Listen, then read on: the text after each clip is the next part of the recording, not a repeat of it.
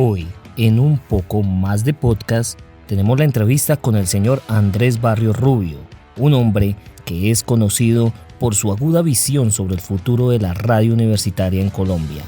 Bienvenidos.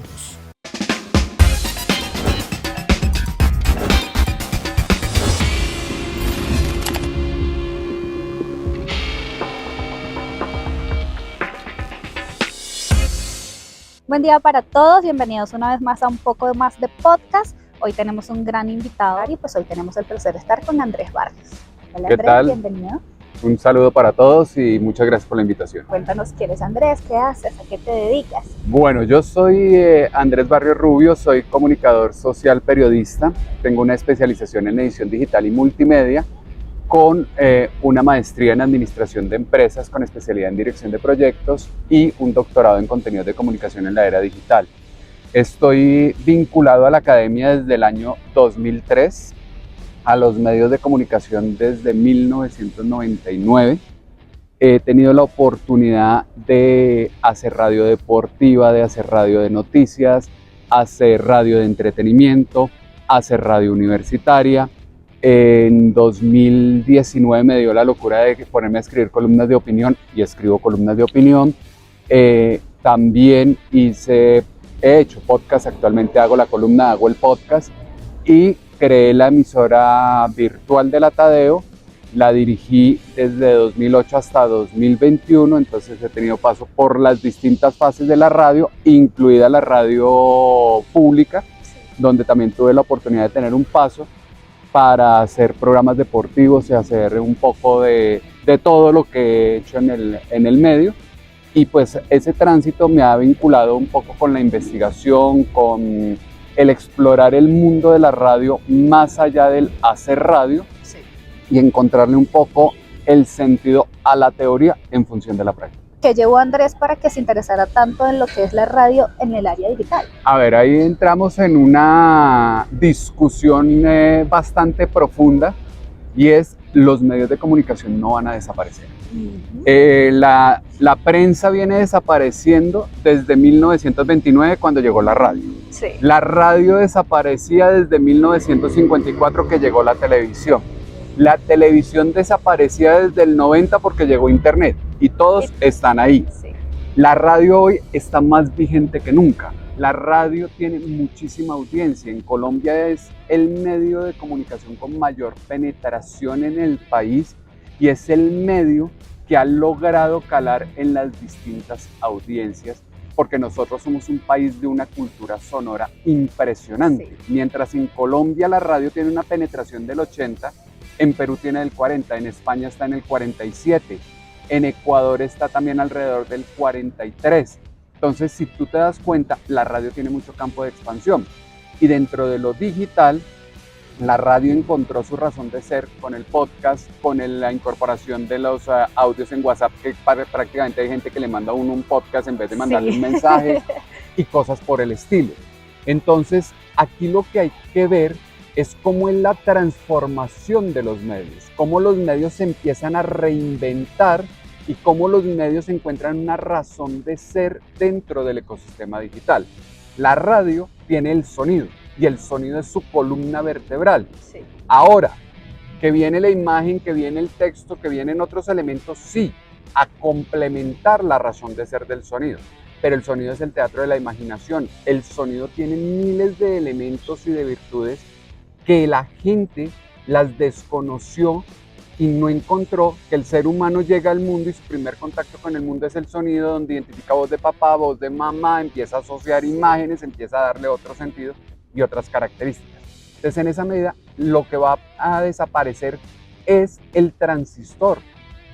Y hoy en día, en la ecología de los medios, todo se concentra en el smartphone y desde el smartphone llego yo a una serie de características y eso lleva a los comportamientos de la audiencia y cómo la audiencia replantea su conexión con los medios de comunicación. Tú vas y le preguntas hoy a un joven por dónde escucha la radio y dice: yo no escucho radio, pero sí escucha radio. La sigue en redes sociales, la sigue en páginas web, la sigue en TikTok, en otros escenarios, y es otro mecanismo de llegar al producto de comunicación que te genera la radio. Entonces, es una dinámica donde vamos a reinventar los productos y esa forma de conexión con la audiencia y con la gente. Pues defiendo lo que tú dices, es porque somos personas, somos seres muy sonoros, la verdad. Nosotros todo también, por ejemplo, vamos en transporte y queremos estar sonorizados con música, con algo, eso nos concentra para trabajar, para muchas áreas. Entonces, ahí está el problema. Y fue que quienes hicimos radio en los 80 y en los 90 nos dedicamos a vender música. sí. Y no le enseñamos a esas nuevas generaciones a consumir contenidos hablados. Sí. Y cuando llegó la red, cuando llegaron los nuevos mecanismos y dispositivos, pues la música se trasladó a Spotify, se trasladó a iTunes, se trasladó a otros escenarios. No me tengo que aguantar un locutor, no tengo que oír comerciales, no tengo que consumir una serie de variables que eran muy hartas para el oyente y puedo armar mi carta de contenidos. Ahora la radio tuvo que tener el trabajo de enseñar nuevamente a consumir contenido hablado. Viene el podcast de ficción sonora, viene el podcast informativo, viene el podcast de otras características que reeduca a la audiencia, le enseña a consumir esos contenidos y empezamos nuevamente a posicionar ese esquema de la radio antigua que habíamos perdido por la actualidad, por la inmediatez y por las dinámicas del medio. Todo este alcance que tiene la radio, como lo comentas, ¿consideras que también lo tiene la radio universitaria como tal? Sí lo tiene, lo que pasa es que la radio universitaria tiene un problema. Y ha sido la gran discusión y a mí me ha generado miles de problemas en consejos directivos, y es que la radio universitaria está pensada para los viejitos del consejo directivo de la universidad, no para su audiencia potencial, que son los jóvenes que están en las aulas universitarias. Entonces, tú tienes emisoras como la de la Tadeo, como la de la Javeriana, que tienen programas culturales, pero reducidos al jazz, a la música clásica, a miles de manifestaciones que no son las de los jóvenes. Ahí hay un divorcio natural grandísimo y la radio universitaria perdió espacio, perdió escenario. Lo otro, la radio universitaria en Colombia se vino a definir como modelo y como medio, y en eso tenemos que tener mucho cuidado, en 2008 con la reforma que hizo el gobierno de Álvaro Uribe, porque es el primer decreto donde las meten en cintura, las clasifican y las reconocen. Exacto. Si tú miras Javeriana, Tadeo, Distrital, Nacional, son radio universitaria en frecuencia de emisora comercial. Sí. Y las emisoras universitarias de estas universidades no se han dejado encasillar como emisoras universitarias porque pierde valor su frecuencia, porque pierden rango de acción, porque pierden miles de dinámicas que no serían favorables para ellas. Exactamente. ¿Qué necesita la radio universitaria para poder tener el alcance que tiene la radio comercial o que tienen estas radios universitarias que comentan sin que toquen las paredes de lo comercial, sin que pierdan la esencia de ser universitarias? En 2008, cuando yo monté la emisora de la Tadeo, yo hice primero una encuesta dentro de la comunidad universitaria que querían escuchar. ¡Oh, sorpresa! ¿Quieren información? ¿Quieren deportes? ¿Quieren entretenimiento? Y quieren educación. Perfecto, arme ese sancocho. Exacto. Y ese sancocho yo lo tengo que rodear de música, porque la música es el punto de encuentro con ellos. Sí. Pero ¿qué música querían? Rock, pop, electrónica, merengue, salsa, vallenato. Peor aún, Sí, mezcle claro. ese sancocho. Entonces eso implica aprenda a leer los días de la semana. Entonces era donde yo tenía rock, pop, electrónica y demás, lunes, martes, miércoles. Jueves, ese sancocho empezaba a armar un híbrido para irse hacia tropical, merengue, salsa, vallenato, rumba y demás, que es cuando empiezan a salir los jóvenes universitarios. Ajá. Viernes, sábado, domingo y el lunes otra vez vuelva. Entonces el domingo otra vez tenía que haber el sancocho empezar a hacer la transición para llegar allá. ¿Qué es que esa música que usted programa que no le gusta a los jóvenes, que para aquí para allá? Tenía miles de críticas.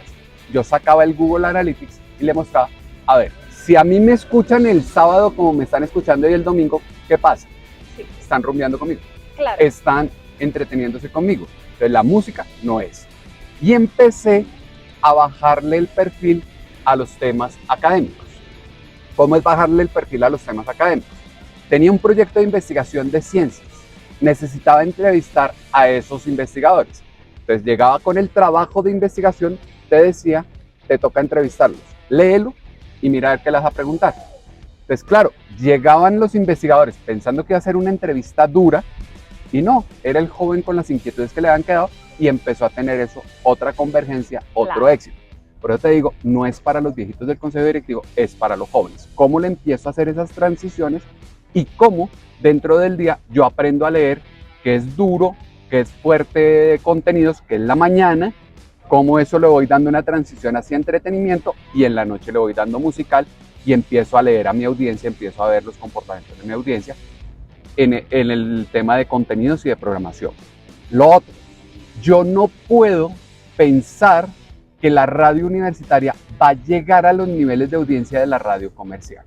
Entonces, yo en la radio universitaria no le debo apostar a la gran mayoría, sino a la inmensa minoría. Claro. ¿Cómo fidelizo unos nichos de audiencia que se identifican conmigo, que entienden el lenguaje que le quiero dar, que comprenden lo que le quiero vender a través del contenido informativo que le estoy dando y empiezo a generar esas audiencias y a darle esa solidez, que fue un poco lo que hizo Miguel Carvajal en Javerian Estéreo? Empezó a entender esas dinámicas, a dar un poco de comercial, a dar un poco de académico y empezó a figurar en el ECAR Javerian Estéreo. Eso es lo que uno tiene que empezar a dimensionar, mirar la banda que tiene, mirar la frecuencia que tiene y cómo va emitiendo y cómo va llegando a sus puntos. Súper importante y súper claro el hecho de ser conscientes o estar enfocados en que no vamos a llegar a la audiencia que vamos a llegar con la emisora comercial, porque no es nuestra audiencia, no es nuestro objetivo público. Nuestro objetivo público, al fin y al cabo, son los estudiantes y son ellos los que necesitamos que consuman de la radio universitaria. Yo le decía a la Tadeo, Colombia tiene 49 millones de habitantes, 48 millones de habitantes en ese momento. Hoy en día son 52 millones. Le dije, ese no es mi universo. Mi universo son 17.000 estudiantes que en ese momento tenía la Tadeo. Le dije, yo tengo que captar estos 17.000 y desde estos 17.000 abrir las redes de acción.